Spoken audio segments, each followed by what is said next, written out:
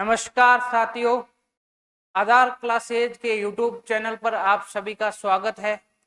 आधार classes की अभिनव पहल के तहत हम करंट अफेयर की क्लासें देख रहे थे, जिसमें अगस्त माह के करंट अफेयर के अंतर्राष्ट्रीय घटनाक्रम पर आधारित प्रश्न श्रृंखला का दृष्टिपात किया था, जिससे आगामी आने वाले सभी एग्जामों में आपकी तैयारी और सुदृढ़ हो सके।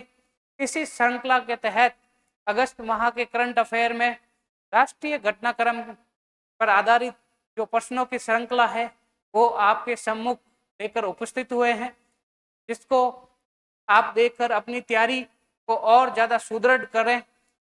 यही हमारा मुख्य उद्देश्य है, जिसको लेकर हम आपके सामने है एक बार फिर से हैं और आपका सभी का एक बार फिर से स्वागत। चलिए आज हम अगस्त माह के राष्ट्रीय घटनाक्रम पर आधारित प्रश्न श्रृंखला के प्रश्नों को देखेंगे, जिसमें पहला प्रश्न है आपके सामने।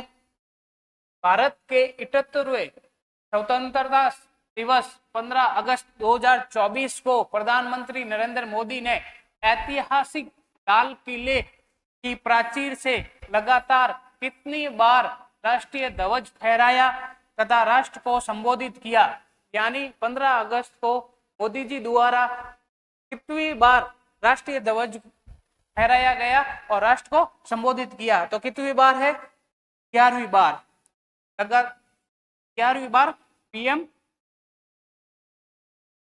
मोदी द्वारा। और सर्वाधिक बार किसके द्वारा है? पंडित नेहरू द्वारा। पंडित नेहरू द्वारा 17 बार सबसे ज्यादा। सेकंड नंबर पर एक्स पीएम पूर्व प्रधानमंत्री इंदिरा गांधी द्वारा। इंदिरा गांधी द्वारा सेकंड बार। कितना बार? सेकंड यानी 16 बार। सबसे ज्यादा 17 बार पंडित नेहरू द्वारा, 16 बार इंदिरा गांधी द्वारा, 11 बार पीएम मोदी द्वारा और 10 बार जो चौथे स्थान पर है डॉक्टर मनमोहन सिंह, जो 4th स्थान पर है। सर्वाधिक पंडित नेहरू 17, इंदिरा गांधी 16, पीएम मोदी 11 और डॉक्टर मनमोहन सिंह 10 बार फहराया गया है। अगला क्वेश्चन है, हाल ही में गुरु घासीदास तमोर पिंगला टाइगर रिजर्व किस राज्य का चौथा टाइगर रिजर्व के रूप में अधिसूचित किया गया है?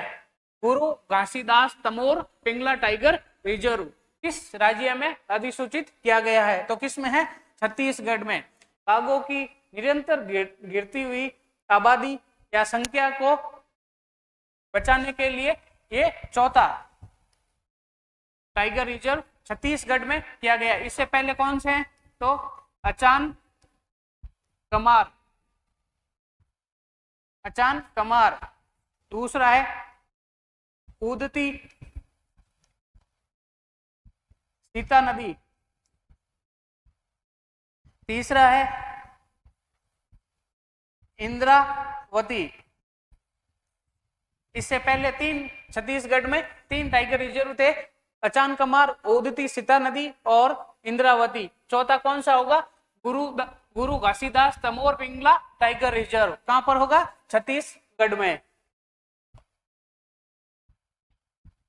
तीसरा प्रश्न है, किस राज्य की सरकार ने रत्नागिरी में जियोग्लिफ और पेट्रोग्लिफ को संरक्षित स्मारक के रूप में अधिसूचित किया है? रत्नागिरी से ये नाम से पता चलता है किस राज्य की सरकार ने? तो महाराष्ट्र की सरकार ने प्राचीन साक्ष्य जो चित्र रूप में है, जो क्या है? पेट्रोग्लिफ और जियोग्लिफ, इनको संरक्षित स्मारक, इनको संरक्षण देने के लिए, सुरक्षित रखने के लिए कौन सी सरकार ने अधिसूचित किया है? तो महाराष्ट्र सरकार में। ये कहां पर है? जियोग्लिफ और पेट्रोग्लिफ महाराष्ट्र में, रत्नागिरी जिले में। अगला क्वेश्चन है, राष्ट्रीय संस्थागत रैंकिंग फ्रेमवर्क, राष्ट्रीय संस्थागत ranking framework India ranking report 2024 किसके द्वारा जारी की गई है? ये फर्स्ट ग्रेड और थर्ड ग्रेड मेंस में सबसे अच्छा प्रश्न आता है। बाकी प्रश्नों में एग्जाम में भी ये प्रश्न आता है। राष्ट्रीय संस्थागत रैंकिंग फ्रेमवर्क की इंडिया रैंकिंग रिपोर्ट 2024 किसके द्वारा जारी की गई है? नीति आयोग, विश्वविद्यालय अनुदान आयोग, शिक्षा मंत्रालय, सांख्यिकी एवं कार्यक्रम क्रियान्वयन मंत्रालय। तो किसने की है? शिक्षा मंत्रालय ने। ये इस रिपोर्ट का 9वां संस्करण है और ये किसके लिए निकाली जाती है? उच्च शिक्षण संस्थानों के लिए, हायर एजुकेशन शिक्षण संस्थानों के लिए ये रिपोर्ट जारी की जाती है, जिसमें ऑल ओवर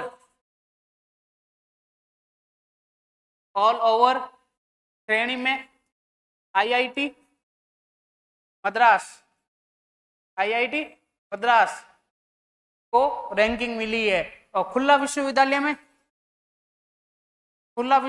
में रैंकिंग मिली है इग्नू को। किसको? इग्नू को। और विश्वविद्यालय की श्रेणी मिली है आईआईएससी बेंगलुरु। किसको? आईआईएससी बेंगलुरु। और खुला विश्वविद्यालय में श्रेणी में इग्नू। और ऑल ओवर रैंकिंग मिली है आईआईटी मद्रास को। ऐसे 10 पैमानों पर ये रिपोर्ट निकाली जाती है और अलग अलग कैटेगरी में अलग अलग यूनिवर्सिटी को रैंकिंग मिलती है। तो ये रिपोर्ट किसके द्वारा निकाली जाती है? शिक्षा मंत्रालय द्वारा। अगला क्वेश्चन है, केंद्रीय गृह मंत्रालय ने संघ शासित प्रदेश लद्दाख में कितने नए जिले के गठन की मंजूरी दी है? तो हाल ही में 26 अगस्त 2024 को केंद्रीय गृह मंत्रालय ने यूटी लद्दाख में 5 नए जिले बनाने के लिए मंजूरी दी है। कितने? 5 नए। 2019 में जब लद्दाख यूटी बना था तब 2 जिले बनाए गए थे। तो कौन से थे? लेह और दूसरा था कारगिल। कौन सा था दूसरा? कारगिल। 2 जिले थे 2019 में जब लद्दाख को यूटी बनाया गया। हाल ही में 26 अगस्त को गृह मंत्रालय ने 5 नए जिले बनाने के लिए अनुमति दी है। तो 5 जिले कौन से हैं? जास्कर, दूसरा है द्राक्ष, तीसरा है शाम, चौथा है नुब्रा, पांचवा है चांगथांग। जास्कर, द्रास, शाम, नुब्रा, चांगथांग। तो नवीनतम 5 और 2 मिलाकर कुल जिले कितने हो गए लद्दाख में? तो 7। अभी 5 नए बने हैं। पहले पूर्व में लेह और कारगिल 2 थे। कुल मिलाकर कितने हो जाएंगे? 7। नेक्स्ट क्वेश्चन है, केंद्र सरकार द्वारा सरकारी कार्मिकों के लिए एकीकृत पेंशन योजना यूपीएस को मंजूरी दी है, जो कब से प्रभावी होगी? कब से प्रभावी होगी? हाल ही में केंद्रीय कैबिनेट मंत्रिमंडल ने इसकी मंजूरी दी है 24 अगस्त 2024 को।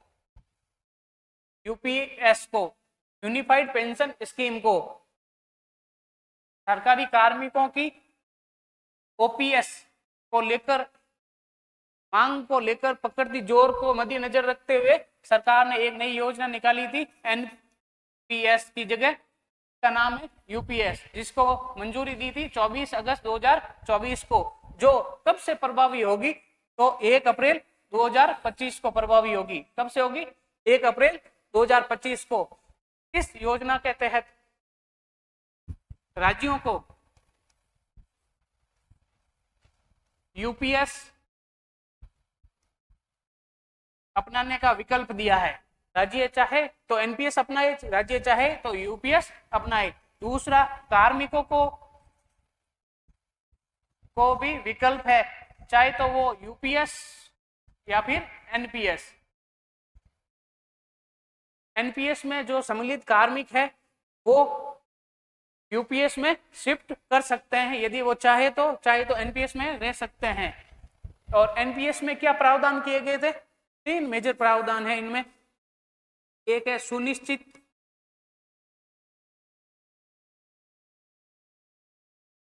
पेंशन, दूसरी है सुनिश्चित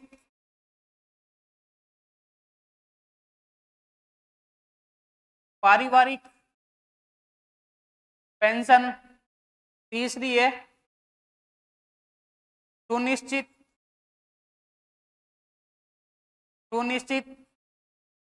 न्यूनतम पेंशन। जो सुनिश्चित पेंशन स्कीम है, इस पहले के तहत प्रावधान है, किसी ने यदि 25 साल नौकरी की है तो उसके नौकरी के अंतिम 12 महीने यानी कि अंतिम 1 साल का जितना औसत होता है मूल वेतन का, उसका 50% उसे पेंशन के रूप में यूपीएस के तहत दिया जाएगा। दूसरी है सुनिश्चित पारिवारिक पेंशन। यदि सेवानिवृत्त कार्मिक की मृत्यु हो जाती है तो उस निर्भर परिवारजनों को उसकी वेतन का 60% पेंशन दी जाएगी। तीसरी है सुनिश्चित न्यूनतम पेंशन। यदि किसी कार्मिक न्यूनतम 10 वर्ष वो नौकरी करता है तो उसको प्रति माह 10,000 रुपए, प्रति माह 10,000 रुपए न्यूनतम पेंशन दी जाएगी। जैसे कि कोई कार्मिक है, उसकी सैलरी है 18,000, तो उसकी 50% कितना बनता है? 9,000, पर 9,000 में मिलकर उसे न्यूनतम 10,000 तो मिलेगी ही मिलेगी।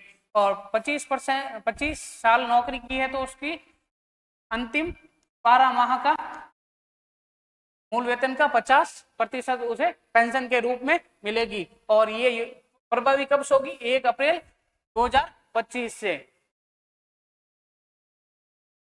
अगला क्वेश्चन है, टाइम पत्रिका ने वर्ष 2024 के लिए विश्व के सबसे बेहतरीन संस्थानों की वार्षिक सूची the world's greatest palace of 2024 में कौन सा भारतीय स्थल शामिल नहीं किया गया है?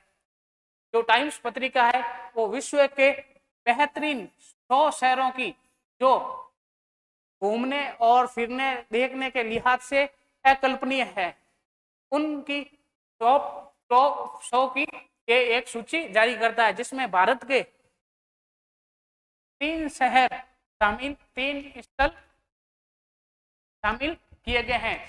इन ऑप्शन में से कौन सा नहीं है? तो कौन सा नहीं है? जवाहर कला केंद्र जयपुर राजस्थान नहीं है। म्यूजियम ऑफ सॉल्यूशन मुंबई को शामिल किया गया है। मानम चॉकलेट फैक्ट्री हैदराबाद को शामिल किया गया है। नार रेस्तरा हिमाचल प्रदेश को शामिल किया गया है। इन तीनों को शामिल किया गया है। अगला क्वेश्चन है, भारत के पहले राइस एटीएम अर्थात चावल एटीएम का उद्घाटन कहां पर किया गया? तो सबसे ज्यादा चावल कहां होते हैं? वहीं पर किया गया। कहां पर? भुवनेश्वर, ओडिशा। भारत में किस बीमारी के टेस्ट के लिए पहली स्वदेशी किट सीमेंस हेल्थिनियर्स कंपनी का क्या नाम है? सीमेंस हेल्थिनियर्स कंपनी द्वारा तैयार की गई पहली स्वदेशी किट किस बीमारी के लिए? तो है मंकी पॉक्स। और मंकी पॉक्स को हमने पिछले अगस्त माह के अंतरराष्ट्रीय घटनाक्रम के वीडियो में देखा था। मंकी पॉक्स को WHO ने 14 अगस्त को क्या घोषित कर दिया गया था? World public health emergency. World public health emergency घोषित कर दिया था WHO ने मंकी पॉक्स को। उसके लिए पहली स्वदेशी किट भारत की कौन सी कंपनी है? सीमेंस हेल्थिनियर्स ने बनाई है। अगला क्वेश्चन है, भारत में महिलाएं और पुरुष 2023 शीर्षक वाली पुस्तिका का 25वां अंक 12 अगस्त 2024 को किसके द्वारा जारी किया गया है? क्या नाम है पुस्तिका का? महिला और पुरुष 2023। तो किसके द्वारा जारी किया गया है? सांख्यिकी और कार्यक्रम क्रियान्वयन मंत्रालय द्वारा। इस रिपोर्ट में बताया गया है भारत की आबादी कितनी बढ़ जाएगी 2036 तक? तो कितनी बढ़ जाएगी? 152.3 करोड़ मिलियन। ठीक है, ये बढ़ जाएगी इस रिपोर्ट के तहत। इसमें जेंडर गैप कितना है, बड़ी रिपोर्ट, विस्तृत रिपोर्ट उसमें बताया गया है। ये जारी कौन करता है? सांख्यिकी और कार्यक्रम क्रियान्वयन मंत्रालय। जो हमने हमारे पिछले वीडियो में आपसे मैंने एक प्रश्न पूछा था, अंतरराष्ट्रीय बुकर पुरस्कार 2024 किसे प्रदान किया गया है? तो उसका आंसर है क्या है? जेनी एर्पनबेक 2024 का किसको दिया गया है? जेनी एर्पनबेक। डेविड कीप को 2021 का दिया गया था और जॉर्जी गोस्पिदिनोव को 2023 का दिया गया था। गीतांजलि श्री को 2022 का दिया गया था। ये पुरस्कार अंतरराष्ट्रीय बुकर पुरस्कार 2005 से किया जा रहा है, जो विश्व में किसी भी साहित्यकार को हम विशेष रूप से जो कृति रची होती है, रचना की होती है, उसके लिए यह दिया जाता था 2005 में किसी भी भाषा में, और 2 वर्ष में। पर 2015 में कुछ चेंज किए गए हैं इसमें। पहला चेंज किया गया था कि प्रति वर्ष दिया जाएगा, पहले 2 वर्ष दिया जाता था, फिर 2015 के बाद प्रति वर्ष। और दूसरा किया गया था किसी भी भाषा में रचना हो पर उसका अनुवाद अंग्रेजी भाषा में अनिवार्य है, अनुवाद अंग्रेजी भाषा में अनिवार्य। और जो पुरस्कार राशि है वो कितनी मिलती है? 50,000 पाउंड, 50,000 पाउंड। और ये 50,000 पाउंड लेखक और अनुवादक में समान रूप से विभाजित की जाती है। जेनी एर्पनबेक के उपन्यास का क्या नाम है? कैरोस। क्या नाम है? कैरोस। रचना का क्या नाम है? इनकी कृति का, कृति किसका नाम, क्या नाम है? कैरोस। इसका अनुवाद किसने किया है? अनुवादक, अनुवादक किसने है? Michael Hoffman, Michael Hoffman. David Keep को 2021, जॉर्जी गोस्पिदिनोव को 2023, गीतांजलि श्री को दिया गया था 2022 का, 2024 का दिया जेनी एर्पनबेक को, जिसकी रचना है कैरोस और अनुवाद किया है माइकल हॉफमैन ने। और इन्हें कितनी राशि मिली है? 50,000 पाउंड की, जो लेखक और अनुवादक में समान रूप से विभाजित की जाती है। इसकी स्थापना कब की गई थी पुरस्कार की? 2005 में। आज की क्लास का सब अंतिम प्रश्न जो आपके लिए है, थॉमस कप का 33वां टूर्नामेंट 2024 में चीन ने किसको हराकर खिताब अपने नाम किया था? आरपीएससी का फेवरेट क्वेश्चन है ये, उपविजेता पूछने का। तो इसका आंसर आप कमेंट बॉक्स में दीजिएगा। इसका डिटेल आंसर मैं हमारे करंट अफेयर के अगले वीडियो में दूंगा। आज के लिए धन्यवाद।